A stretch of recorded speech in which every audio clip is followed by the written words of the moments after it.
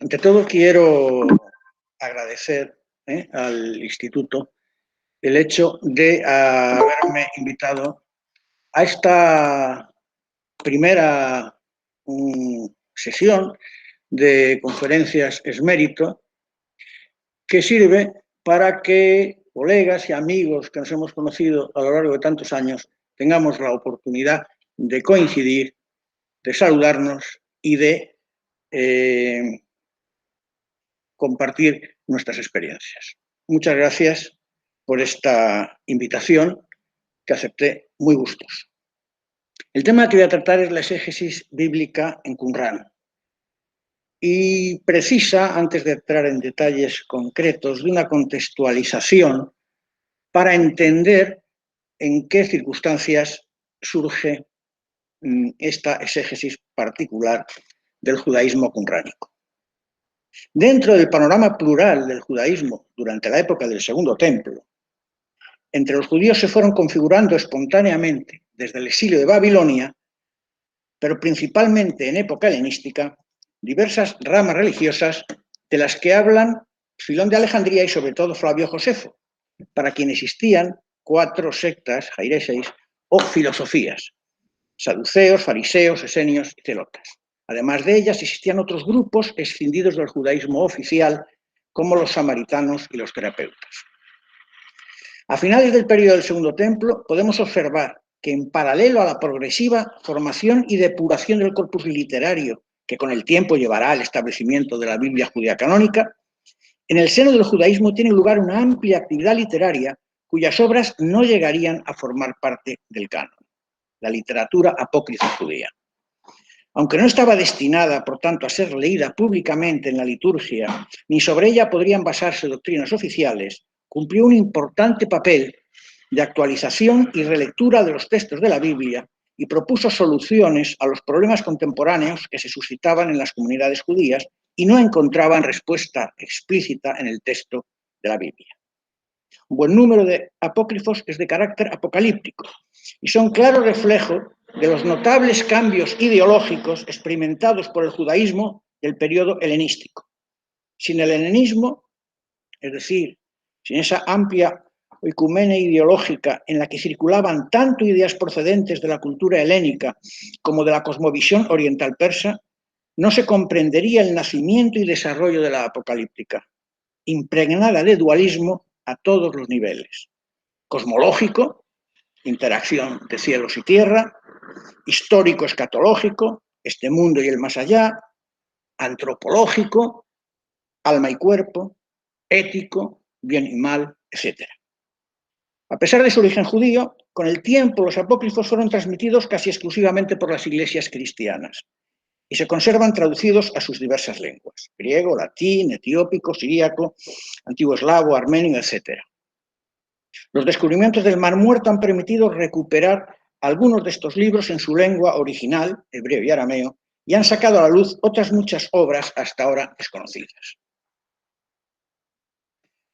La aproximación al estudio y comprensión de la literatura apócrifa ha experimentado notables cambios en los últimos decenios, con renovadores puntos de vista que se han ido imponiendo sobre otros de gran popularidad en su momento, pero ya obsoletos. Hay varias ideas erróneas que ocultan la percepción de los apócrifos como obras exegéticas. Ese es el núcleo de lo que voy a, siguiendo las ideas planteadas por James Chatsworth, a incidir brevemente ahora. Una idea errónea es considerar que la exégesis bíblica durante el periodo, por ejemplo, entre el 150 antes de la era común y el 200 de nuestra era, se refleja primordialmente en los Targumim y en los Midrashim. Un influyente autor, Emil Schürer, por ejemplo, defendía que el Targum en su forma actual era tan solo un siglo posterior a la época de Cristo y solía tratar la exégesis judía primitiva, que él limitaba al halajá y a la agadá, definidas además de forma muy restrictiva, independientemente del estudio de los apócrifos, que para él eran meras leyendas sagradas que simplemente enriquecen la Biblia. cuando en realidad son interpretaciones de la Torá mediante el recitado y expansión de las historias contenidas en ella, haciéndolas así más significativas y ejemplares para la vida diaria. Hoy en día se reconoce que los apócrifos judíos anteriores al 135 de nuestra era, que es la fecha de la derrota en la Segunda Guerra Judía contra Roma y consiguiente diáspora, representa un capítulo de la primitiva exégesis bíblica judía y están cronológicamente mucho más cerca del comienzo de la exégesis judía que las obras rabínicas posteriores al año 70 de nuestra era, cuando la destrucción del Templo de Jerusalén. Por otra parte, actualmente se percibe que las panorámicas históricas que ofrecen muchos apocalipsis apócrifos son reflexiones exegéticas sobre historias de la Biblia. Narrar de nuevo el drama de la salvación desde los tiempos primordiales hasta la era escatológica es interpretar la Biblia. Tampoco es correcto afirmar que los apócrifos son producto literario de grupos que están en los márgenes de un judaísmo normativo y solamente han tenido vigencia dentro de conventículos o grupos aislados, a diferencia de los deuterocanónicos, aunque en gran medida son de la misma época. Pero los apócrifos no eran importantes solo dentro de algunos grupos, sino que resultaban significativos para muchos y son fuente esencial para cualquier intento de describir la vida y teología judía antigua. El grupo de Qumran, los samaritanos, los fariseos, saduceos y prácticamente cualquier grupo conocido del judaísmo antiguo se tenían a sí mismos por guardianes de las creencias verdaderas de Israel. Y son tan diferentes que no se les puede considerar representativos de una ortodoxia común. Esta errónea concepción del judaísmo antiguo impide valorar adecuadamente la importancia histórica, sociológica y teológica de los apócrifos, que no eran ni mucho menos frutos insignificantes de grupos judíos en los márgenes de un judaísmo normativo. Debemos abandonar también ideas en otro tiempo dominantes acerca del judaísmo anterior al año 70.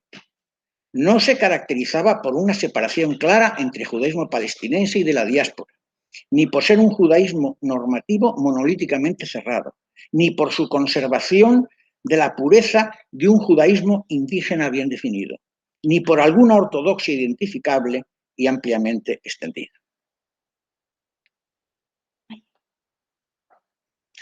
Una vez eliminados estos mitos modernos, es posible observar que los apócrifos son producto de muchos grupos divergentes dentro del judaísmo primitivo. Por ejemplo, el libro primero de Enoc, Jubileos, los testamentos de los 12 patriarcas, nos acercan a los varios tipos de esenios. Los Salmos de Salomón, 4 Esdras, 2 Baruch, nos muestran algunos movimientos orientados hacia el fariseísmo y el pensamiento rabínico primitivo. Otras obras, como 4 Baruch, Pseudo-Polemus, tienen afinidades con los samaritanos y, por ejemplo, el Testamento de Moisés y los Salmos de Salomón, en sus capítulos 17 y 18, revelan lo que podrían ser polémicas contra los celotas primitivos. Ahora bien, es importante constatar que los apócrifos nos ponen en guardia a la hora de pensar en un judaísmo dividido exclusivamente en 4 sectas, pues había multitud de grupos y subgrupos. Se ha llegado también a afirmar que los apócrifos fueron compuestos para reemplazar a la Biblia, dando la impresión de que las obras extracanónicas eran usadas dentro de algunos grupos judíos primitivos como obras anticanónicas. Pero los apócrifos no son obras anticanónicas, y la oposición entre los judaísmos rabínico y apocalíptico radica más bien en la diferente actitud exegética ante la misma Biblia que comparten. Para el judaísmo apocalíptico, la autoridad de su interpretación no está basada exclusivamente en la tradición y en la correcta aplicación de técnicas exegéticas, sino además y fundamentalmente en la revelación divina. Los apócrifos mantienen vivas ciertas diferencias de interpretación que se muestran ya en muchos documentos de la propia Biblia, sin que pueda hablarse de una neta distinción de categorías literarias prerrabínicas y rabínicas, antirrabínicas. Por ejemplo, 4 Esdras y 2 Baruch, entre otros escritos, reflejan los orígenes del judaísmo rabínico. Igualmente, la aparición de elementos, ideas, símbolos y pasajes apocalípticos en la literatura rabínica indica una interrelación de los pensamientos apócrifo y rabínico primitivo en el judaísmo anterior al año 70 de nuestra era. Otra idea errónea es considerar que la perspectiva de los apócrifos no está centrada en la Biblia, ni en las antiguas y sagradas tradiciones judías, pues sus autores estaban contaminados por ideas no judías, perpetuando el viejo mito de que no había influjos extranjeros en el llamado judaísmo oficial, y denostando a los apócrifos como carentes de valor y no ser plenamente judíos.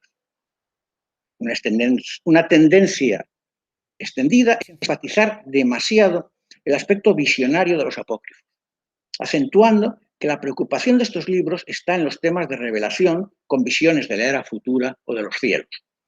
Ciertamente las visiones son importantes como vehículo de revelaciones en los textos apocalípticos, pero no todos los apócrifos son apocalípticos. Ni la preocupación exclusiva es escatológica, sino que el interés por entender el presente está bien atestiguado en los apócrifos de tipo sapiencial, y la presentación del reino de Dios en los cielos es una idea, entre otras, de las expectativas escatológicas del judaísmo, idea más frecuente en tiempos posteriores o contextos muy helenizados y menos frecuente en la escatología tradicional al estilo profético de un reino en este mundo purificado.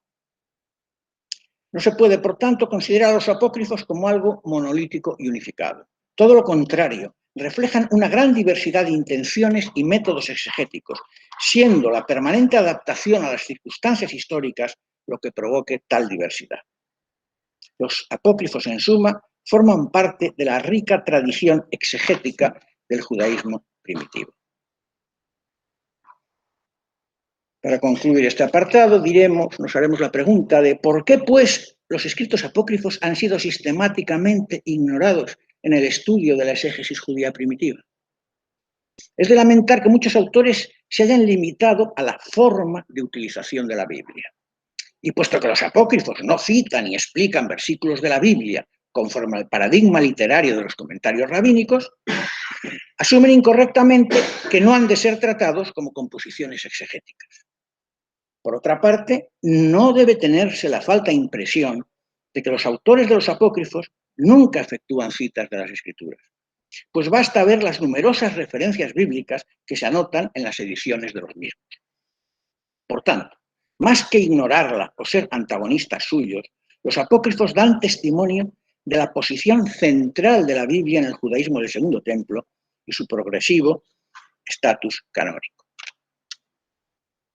Por poner ya algún texto que facilite el seguimiento de la charla, citaremos a un escrito apócrifo de finales del siglo I de nuestra era, el cuarto libro de Esdras, y aprovecho para decir que no son casuales los nombres que llevan los escritos de la literatura apócrifa. Hablar de Esdras, hay una idea de que la pseudonimia, el atribuir a determinados personajes la autoría de los libros apócrifos, pues es un recurso. Hay que pensarlo de forma más global. Primero, no es que se atribuya la autoría como una forma de mentira para que la gente lea los libros, no. Es muchas veces el protagonista del libro, no necesariamente el autor. Y en ese punto, determinados nombres concretos están asociados en la historia de la ideología judía a determinados momentos. Esdras, que sugiere el imaginario colectivo judío.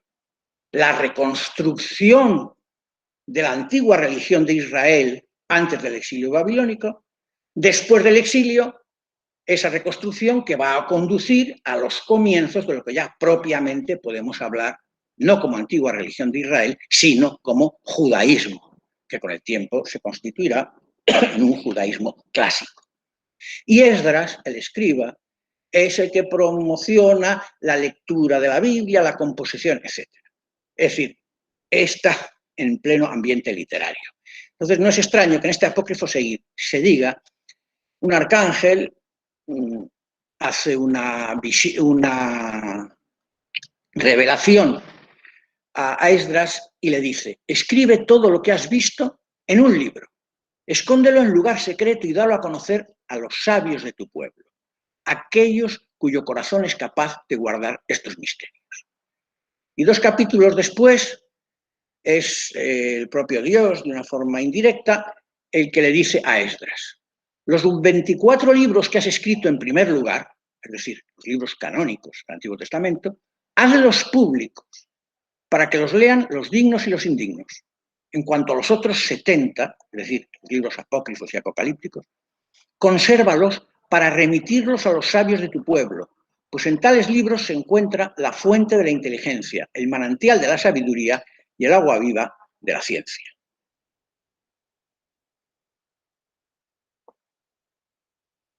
Bueno, no es manantial de sabiduría, pero es necesario para seguir hablando.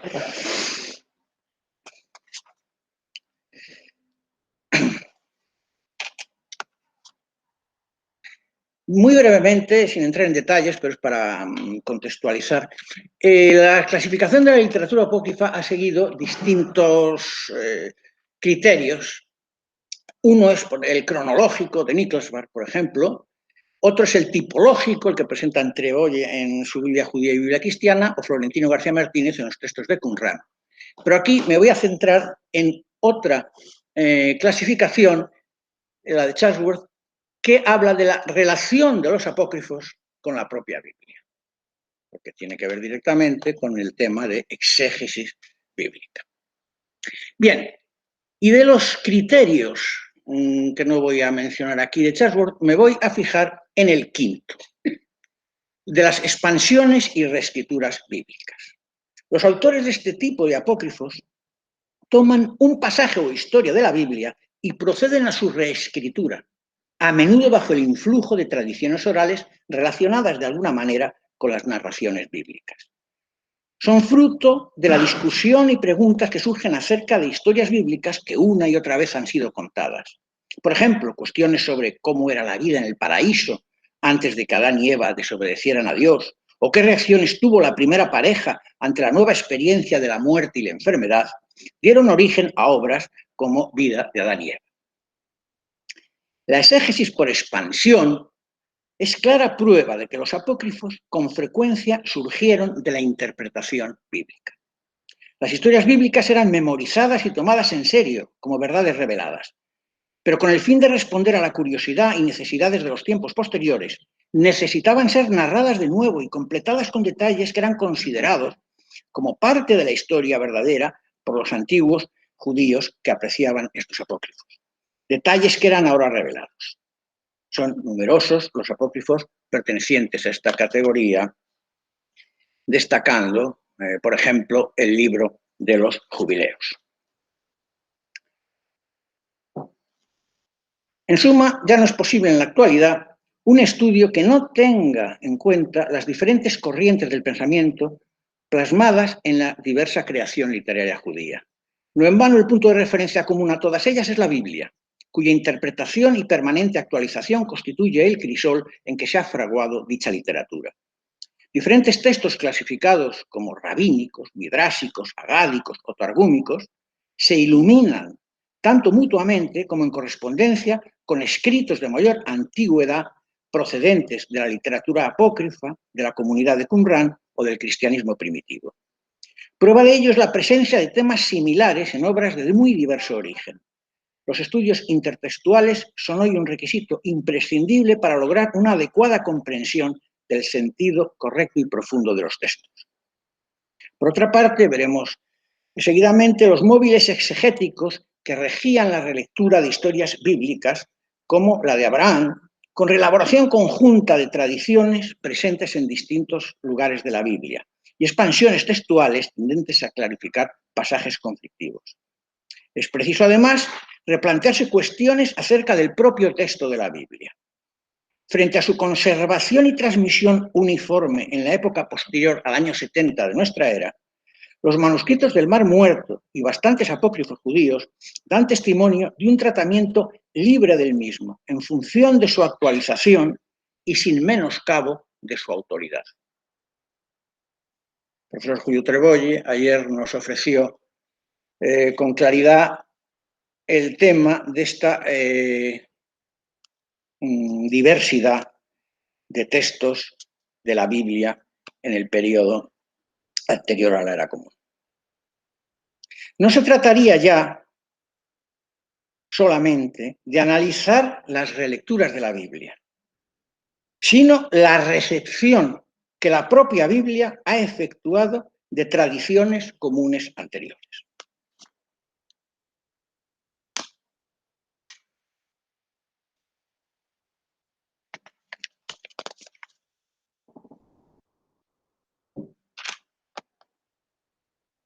Entre los 7 grandes manuscritos descubiertos en la cueva primera de Qumrán, se encontraba un rollo en muy mal estado, al no encontrarse dentro de una jarra que lo protegiera, que en sus 22 columnas conservadas albergaba una obra escrita en arameo denominada Génesis Apócrifo, que desarrolla los temas contenidos en Génesis capítulos 6 a 15. Es un ejemplo de reescritura o paráfrasis narrativa, como las que acabo de mencionar, que constituye un desarrollo agádico de gran parte del libro del Génesis. Este manuscrito, datado paleográficamente a finales del siglo I antes de nuestra era, es copia de una obra compuesta en el siglo II, tal vez incluso en su primera mitad, originada probablemente en los mismos círculos en los que fue redactado Jubileos y de los que más tarde surgirá la comunidad qumránica. Al hilo de esta mención diré que dentro de los escritos muy apreciados por los miembros de la comunidad de Qumrán están obras apócrifas no compuestas por los miembros de Qumrán, sino que el grupo de esenios que posteriormente se fue al desierto trajo de obras anteriores a su consolidación como secta de tipo comunitario en su cenobio de Qumrán. Es decir, estamos hablando de apócrifos anteriores a Qumrán, pero de una época del primitivo esenismo como grupo general extendido por todo el país de una u otra forma. Jubileos, compuesto a comienzos del siglo II antes de la era común,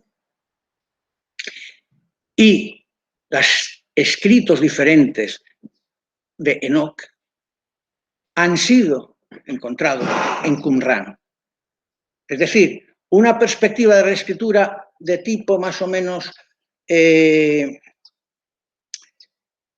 aunque tenga revelaciones, no expresamente apocalíptico. Y en cambio, tradiciones o libros de Enoc netamente apocalípticas son dos fuentes literarias necesarias para comprender la mentalidad de los hombres de Qumrán. No en vano, tanto de Jubileos como de Enoc, del libro 1 Enoc, se han encontrado numerosos manuscritos en su lengua original, hebreo, Jubileos, arameo, 1 Enoc, de estos apócrifos que ya se conocían a través de sus traducciones efectuadas ya en época cristiana. Se ha recuperado, gracias a Qumrán, las obras originales. Por tanto, para que quede la idea clara, estamos todavía en un periodo anterior al establecimiento del grupo esenio de Qumrán en el desierto. Y en un esenismo distribuido por todas las regiones del país de Israel. La mayor parte de la composición el Génesis apócrifo, está formada por relatos autobiográficos, en los que diversos personajes bíblicos, Lamec, Noé, hacen recuento en primera persona de los hechos más importantes que de ellos se narran en la Biblia, añadiendo nuevos detalles y elementos más o menos legendarios. a partir de la columna 18, que se puede leer, hasta la columna 18 son fragmentos que están escritos, pero es enormemente difícil leerlos porque la tinta químicamente se comió el pergamino. Y entonces actualmente se trabaja sobre ellos con dificultad y haciendo uso de fotografías infrarrojas, etc.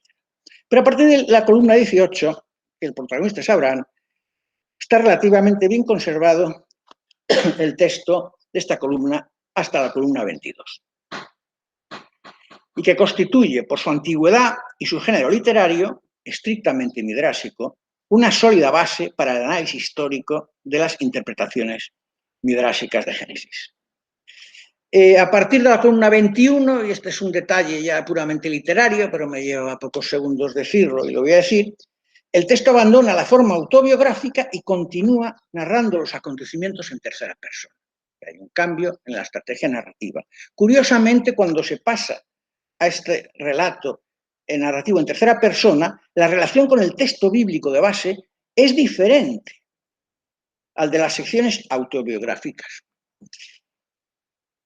En estas últimas, las narrativas, en tercera persona, el texto arameo sigue por lo general muy de cerca al texto bíblico, hasta el punto de que a veces parece más un targum, una simple traducción con las típicas actualizaciones topográficas y geográficas, que una reescritura de la Biblia. En cambio, en las secciones autobiográficas, como la que nos va a ocupar, y vemos en este texto de la historia de Abraham, el autor añade numerosos elementos de su propia cosecha o procedentes de otras fuentes extrabíblicas, por lo que la obra resulta mucho más semejante a los midrashim agádicos que a los targumim, constituyendo un ejemplo de reescritura del texto bíblico. Como ejemplo, citemos el episodio del viaje de Abraham y Sara a Egipto huyendo del hambre, que nos narra el capítulo 12 del Génesis. Abraham, en la Biblia, le transmite a Sara su temor de que los egipcios le maten para quedarse con ella, a causa de su belleza, y le pide por ello que declare que Abraham es su hermano, no su marido. Cuando el Génesis apócrifo efectúa su relato de dicho viaje, no menciona el tema de la belleza de Sara. Se lo reserva para mencionarlo después. Pero en el momento coincidente con el texto de la Biblia, lo omite intencionadamente. Y a cambio introduce un sueño premonitorio como motivo del temor de Abraham a perder la vida. Y es el que tenemos aquí en pantalla, que nos narra de forma autobiográfica: soñé yo, Abraham, un sueño en la noche de mi entrada en Egipto. Y vi en mi sueño un cedro y una palmera. Bien. Y entonces, la palmera, por ejemplo, gritó y dijo: no taléis el cedro, porque los dos somos de la misma familia. Y el cedro se salvó gracias a la palmera, y no fue talado. Luego, al despertarse, le cuenta a Sara el sueño, ella le pide que se lo dé a conocer para que lo conozca, se lo relata y concluye diciendo: solamente este favor tienes que hacer conmigo. Cada vez que lleguemos a un lugar, di de mí: él es mi hermano, y yo viviré bajo tu protección y mi vida será perdonada por tu causa. Ellos intentarán apartarte de mí y matarme. Entonces lloró Sara a causa de mis palabras aquella noche. Se puede ver que ya el redactor de este apócrifo está preparando el contexto. Está liberando a Sara de ser la que haga caso a Abraham, de tomar una decisión de una mentira clara, difícilmente justificable en una persona tan justa como Abraham. Entonces, al revertirse la forma de un sueño premonitorio, entramos ya en la esfera en revelaciones, y es algo como más obligado, no es una decisión puramente humana y ética por parte del protagonista, sino que tiene connotaciones de seguimiento de un plan divino. ¿Qué nos dice el texto de la Biblia después? Bueno, antes voy a comentar, sin que se me pase, que el cedro y la palmera de este sueño están inspirados en el Salmo 92:13, donde el justo es comparado a ellos. El justo florecerá como la palma, crecerá como el cedro del Líbano. Un midrash posterior rabínico, como el Génesis Rabá, del siglo V de nuestra era, aplica este mismo versículo a Abraham y Sara en relación precisamente con Génesis 12:17. El texto del Génesis en la Biblia sigue así. Viéronla también los magnates de Faraón, se la alabaron a éste y la mujer fue llevada al palacio de Faraón, quien, en gracia a ella, trató bien a Abraham, el cual obtuvo ganado menor y mayor, asnos, siervos, siervas, asnas y camellos. Pero el Señor hirió a Faraón y su casa con grandes plagas por causa de Sarai, mujer de Abraham.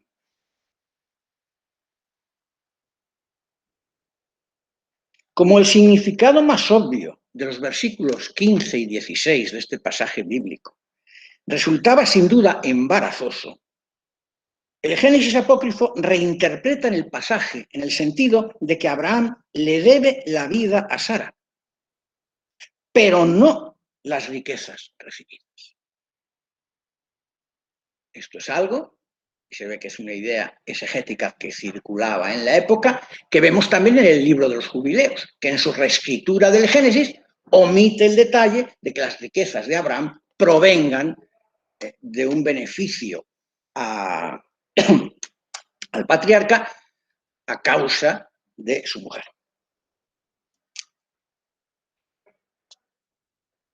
Ante la abrupta afirmación del relato bíblico en el versículo 17, cambia de tenor y se dice que el Señor hirió al faraón con grandes plagas, después de que le hubiera dado todas las riquezas, ahí pasa algo, no hay una transición.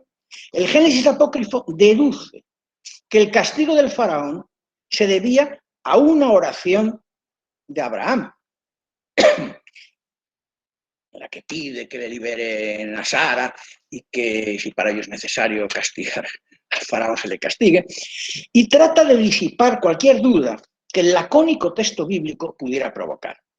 Sara permaneció intacta, como queda claro en otra versión de la Biblia, la versión eloísta del tema en Génesis 20. A pesar de vivir 2 años en palacio, pues un espíritu maligno afligía al faraón y a su casa, como nos relata en este contexto el texto apócrifo del Génesis. Esta misma línea interpretativa aparece en la tradición rabínica, donde a propósito de Génesis 12:17, el Génesis Rabá dice, no sé si lo tengo puesto, no, lo leeré. Rabí Berequia dijo, porque osó acercarse al zapato de la mujer. Dijo Rabí Leví, un ángel estaba allí toda la noche con un látigo en la mano. Cuando Sara le decía, golpea, golpeaba. Cuando decía, para, él paraba. Flavio Josefo se hace también eco de esta tradición agádica y argumenta en las antigüedades judías que Dios impidió al faraón dar rienda suelta a sus pasiones, golpeándole con enfermedades y disturbios políticos. El Génesis apócrifo, con el ejemplo que hemos visto, vemos que ocupa una posición privilegiada en la literatura midrásica, pues es el midrash más antiguo, con cuyo descubrimiento en Qumrán se ha encontrado el eslabón perdido entre el midrash bíblico y el rabínico. Trata de hacer la historia más atractiva y es importante decir que los desarrollos agádicos del Génesis apócrifo están orgánicamente vinculados al texto bíblico, exégesis directa del texto bíblico, sin que el autor intente nunca introducir asuntos extraños o no relacionados con el mismo, salvo algunos detalles como el sueño que acabamos de ver. Su técnica es simple, sin ejercicio de erudición escolar, virtuosismo exegético o juegos de palabras. Su intención es explicar el texto bíblico, lo cual realiza combinando varios pasajes del Génesis, Génesis 12 y Génesis 20, o ilustrando algún versículo concreto mediante una historia apropiada. El resultado de esta relectura de la Biblia constituye, sin duda, el mejor ejemplo de la Agadá primitiva. Porque, para cerrar esto, diré que no omite el detalle de las riquezas recibidas por Abraham, simplemente transpone el tema. Después del texto que hemos visto, nos dice el texto que el faraón está agradecido a Abraham por haber eliminado las plagas que le azotaban a él y a los miembros de su casa. Y a consecuencia de ello, le dio las riquezas a Abraham. Los temas están. La distribución de los temas, pues ya, este es un ejemplo también que podríamos citar en una escuela o en una facultad de periodismo, de cómo el orden de las noticias y el lugar, el contexto, puede modificar sustancialmente el propio contenido. Lo que a otros niveles se llama relato en la actualidad. Bien, he mencionado antes, y no tengo tiempo para tratarlo, la importancia que las tradiciones de Enoc tienen para el grupo esenio que a mediados del siglo II se establecerá en el desierto, en Qumran. Y antes manejaba distintas tradiciones, como por ejemplo las apocalípticas, que son del siglo, empiezan en el siglo III a.C., el libro de los vigilantes, tan famoso en las tradiciones enóquicas, etc. Pero centrémonos ahora, y una vez hecho este amplio contexto para entender, nos encontramos con un grupo esenio que cultiva y trabaja estos relatos bíblicos, estas exégesis de la Biblia, y los va integrando en su biblioteca. Cuando un grupo esenio específico, más radical, desde el punto de vista sacerdotal, sus líderes son sacerdotes, ya con unas perspectivas de relación con el templo más específicas, se separa del esenismo general y establece una secta esenia en Qumran. Hablamos ya de los hombres de Qumran, del grupo de Qumran. Tiene en su biblioteca estas escrituras antiguas y genera en su seno otras escrituras exegéticas de la Biblia, que es de lo que vamos a hablar y poner algún ejemplo ahora. Como fruto de la lectura y meditación de la Biblia, que tantas horas ocupaba a los miembros de la comunidad de Qumran, han llegado hasta nosotros varias obras de interpretación bíblica. Pesarim, hablaré de esto, se llaman así, en las que se percibe nítidamente la mentalidad apocalíptica y escatológica de la secta. Los géneros de interpretación son muy variados. Por sumarizar, para que quede claro, la palabra técnica, de donde viene el nombre Pesarim, es Peser.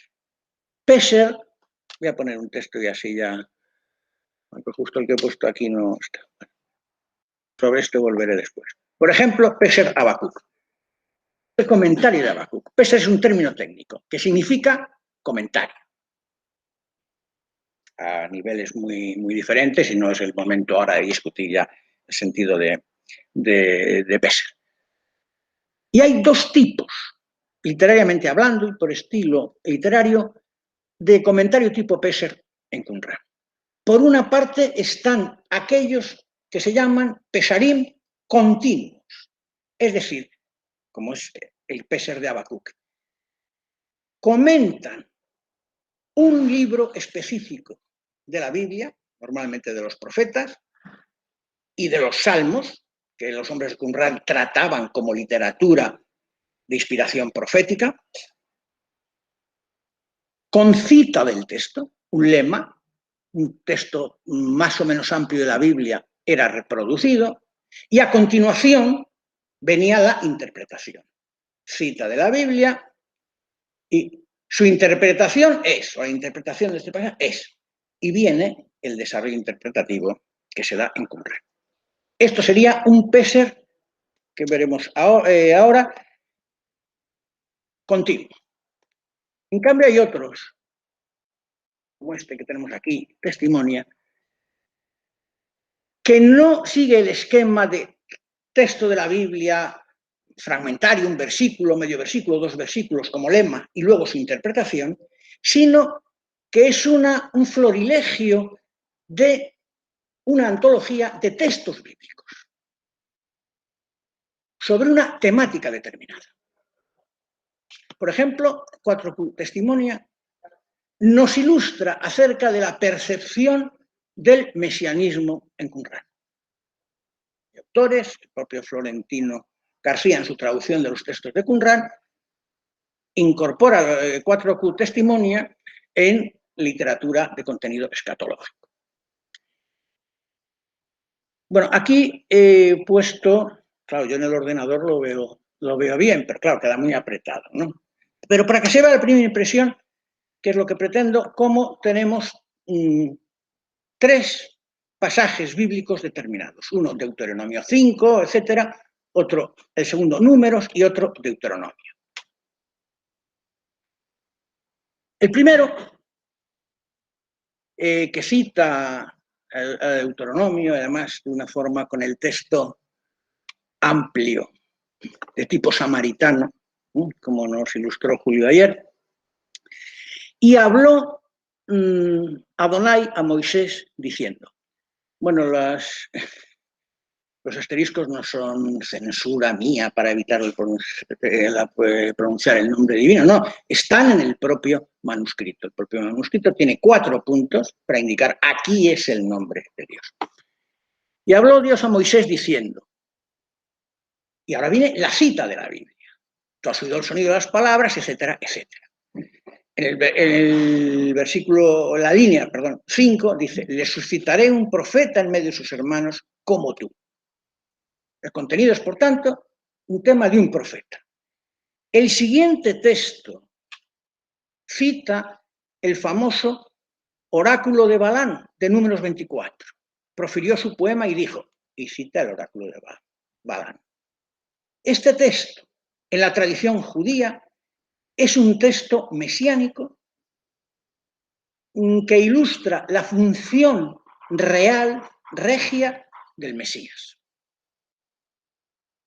Por ejemplo, claramente en la línea 12 del manuscrito, que citando la Biblia dice, dice, yo lo veo pero no ahora, lo diviso pero no de cerca. Ha salido una estrella de Jacob, ha surgido un cetro de Israel. Bueno, cetro es una imagen regia y estrella en la época estaba ya consolidado como un título real.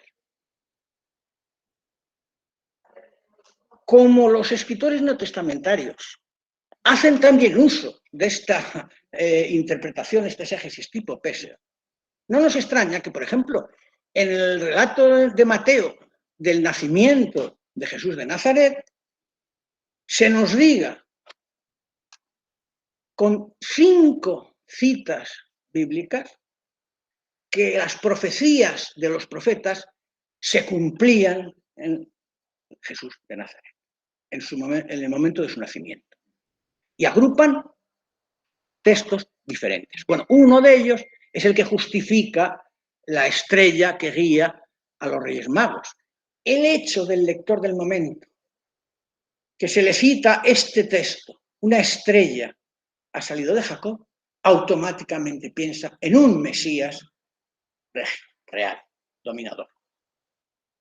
Es un texto, por tanto, de un Mesías real. Y el tercer texto, y sobre Leví dice. Es decir, ya el propio texto, antes de la cita bíblica, nos introduce la temática. Va a hablar ahora no de un Mesías real, sino de un Mesías sacerdotal. Y sabemos que en Qumran, entre las expectativas mesiánicas que se encuentran desarrolladas, hay algo que este texto, que se ha conservado nada más en una hoja, todos los textos en una hoja manuscrita, concentrados, nos están hablando de un profeta que anuncia la llegada de un Mesías real y de un Mesías sacerdotal. Y logra, en virtud de ese término clave, mesianismo escatológico, dar sentido a los pasajes de la Biblia que cita.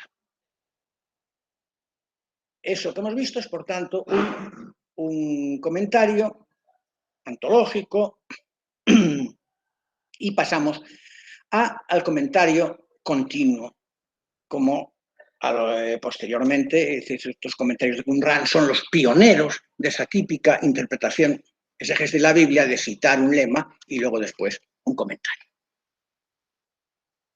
Bien, se cita, por tanto, aquí 2 versículos de la Biblia, y en la siguiente columna, y dijo Dios a Habacuc que escribiese lo que había de suceder a la generación. Es la continuación. El Peser hemos perdido el comienzo, es decir, hay una laguna, y en la columna 7 ya el Peser, el comentario, está iniciado, ¿no? Entonces, por eso no está en cursiva. Aquí en esto está puesto en cursiva lo que es texto bíblico. Entonces está explicando, dijo Dios a Habacuc que escribiese lo que había de suceder a la generación postrera, pero el fin de la época no se lo hizo conocer.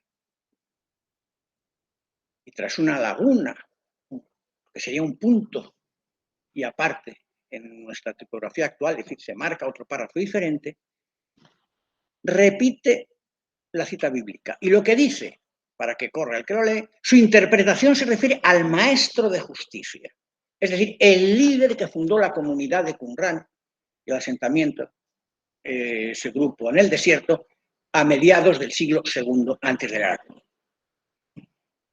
A quien ha manifestado Dios todos los misterios de las palabras de sus siervos los profetas.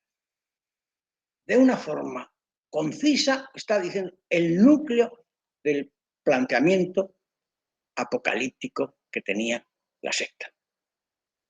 El maestro de justicia es intérprete autorizado de las Escrituras porque no habla por su propia opinión personal sobre lo que significa la Escritura, sino que esa propia interpretación se la ha manifestado Dios en su revelación y la ha revelado en los misterios de las palabras de los profetas. Y el otro aspecto que mencioné antes, la escatología. En Qumran cogen textos de profetas, citan los profetas, pero la exégesis no se basa en el contexto histórico de los profetas históricos. Por ejemplo, en el siglo VI, sino que, tomando esa base, dicen, el profeta dijo esto para su tiempo, pero además tenía escondida una revelación que más adelante se daría a conocer. ¿Cuándo? Justo ahora. Qué casualidad. El momento contemporáneo de los escritores apocalípticos. Y aplican al siglo II antes de la era común profecías que han tenido lugar 5 o 6 siglos antes en su contexto. Y dicen, es que el profeta dijo eso y ese era el sentido. No necesito explayarme en cómo los teólogos del Nuevo Testamento, en su defensa de la nueva teología de que el Mesías había llegado a ir a Jesús de Nazaret, hacen una relectura absoluta y total del Antiguo Testamento para encontrar en él pasajes mesiánicos, de sentido mesiánico, que puedan aplicarse a Jesús de Nazaret y, por tanto, probar su mesianismo para las controversias entre los cristianos mesiánicos, o sea, los judíos mesiánicos con el tiempo del cristianismo y los judíos no mesiánicos, el resto del judaísmo histórico. Bien. Aquí es brevemente un ejemplo, continuación del anterior. Nuevamente una cita, esta vez vemos que está parcelada en 2 hemistiquios. La visión tiene un plazo, no fallará su interpretación, que se prolongará el periodo posterior. Es decir, ya está preparando. Esperamos el final de los tiempos, pero puede tardar. Y entonces hay que prepararse a esa tardanza. Basta leer en el Nuevo Testamento la carta segunda a los tesalonicenses para que veamos que el discípulo de Pablo, que compuso esa segunda edición, lo que hace es enmendar la plana de que la parusía no va a ser tan inminente. Aquí eso está ya en los textos, si vemos en la misma época en los textos de Qumran. Y sigue, aunque tarde, espérala, que ciertamente ha de llegar y no se retrasará. Y la interpretación dice, todo esto se refiere a nosotros, el grupo de Qumran, que somos el destinatario último de las profecías que en su momento hizo Habacuc. Y como último texto, brevemente, voy a comentar un importante Peser, también un texto bíblico, como el de Nahum. ¿Y por qué? Que no lo voy a desarrollar totalmente, pero sí quería por lo menos mencionarlo, porque es el único texto de Qumran que tiene fecha. Los textos bíblicos, por supuesto, no tienen fecha. Y los textos apócrifos tampoco. Entonces tenemos que contextualizarlos por las ideas.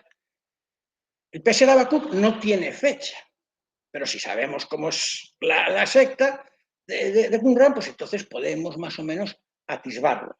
Y sabemos que el Peser de Habacuc es el último comentario que se publicó a mediados del siglo I antes de la Era Común. Anterior es el Peser Nahum. Y aquí es el único en que hay citas, nombre de la fecha concreta, pero menciona nombres específicos.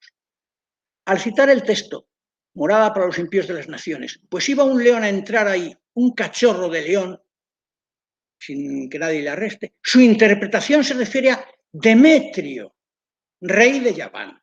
Yaván es la forma hebrea de Grecia, que quiso entrar en Jerusalén por consejo de los buscadores de interpretaciones fáciles. Pero no entró, porque Dios no entregó Jerusalén en manos de los reyes de Yaván, desde Antíoco hasta la aparición de los jefes de los Quitín. Datos históricos concretos. Sabemos quién es Antíoco. Aquí se está refiriendo a Antíoco IV. Sabemos la persecución religiosa que hizo y la profanación del templo de Jerusalén.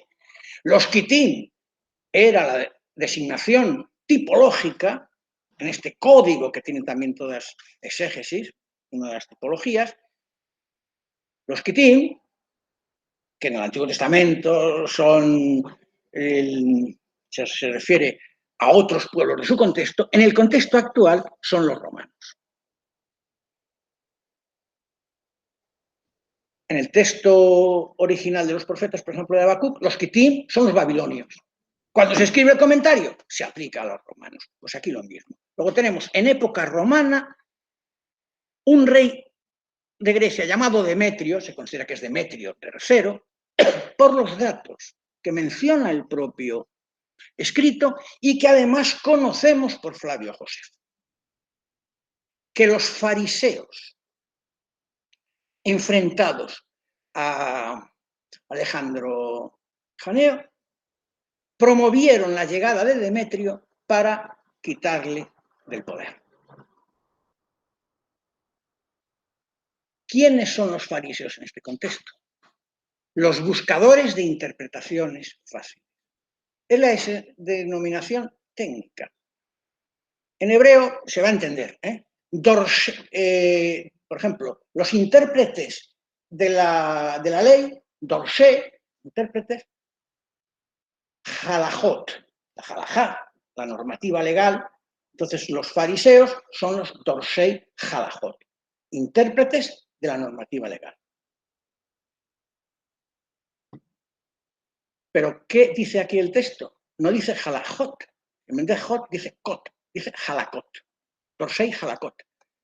Es una ironía para jugar con el nombre y decir, no son halajot, preceptos legales, son halakot. Es decir, cosas sencillas, fáciles, Interpretaciones a favor del usuario, podríamos decir así, frente a la halajá saducea y qumránica, que tiene muchos aspectos también de la saducea, que era más rigurosa y rígida en el cumplimiento estricto de la ley.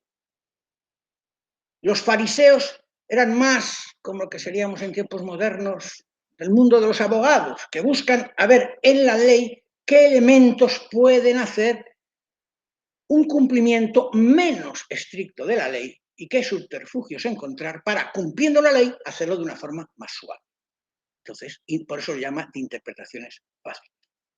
Bueno, y este texto, y por eso no tenía previsto decirlo aquí, porque se ve que no va a dar tiempo, nos indica que como venganza, es decir, al final los fariseos se retractan de llamar a Demetrio cuando ven que quiere intervenir en Jerusalén. Dijeron, no, la cosa es esa, pero Jerusalén es la capital, ahí no se puede entrar, y entonces ya dejan de prestarle atención.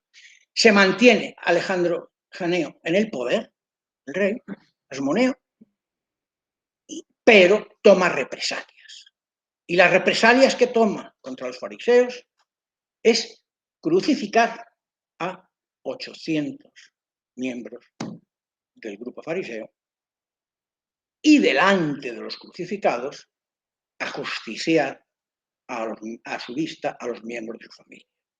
Este texto además ha sido importante para discutir y ver cómo la comunidad de Qumrán no estaba de acuerdo, condena la práctica de la crucifixión como forma de enseñanza de muerte capital.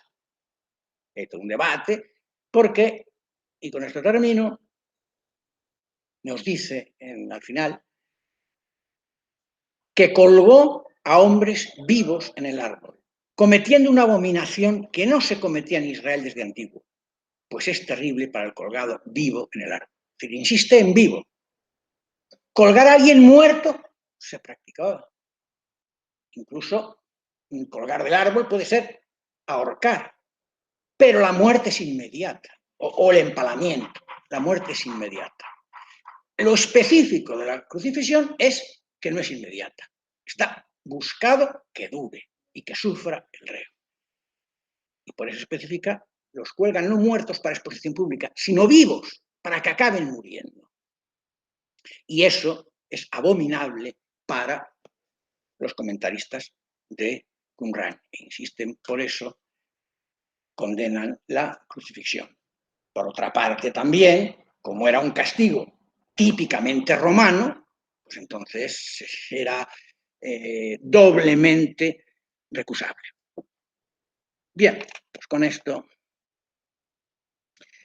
sigue el texto, es para que se vea aquí puramente formalmente, cita lema bíblico y luego su interpretación, y va desarrollando quiénes son unos y otros. Muy bien, pues muchas gracias por su atención.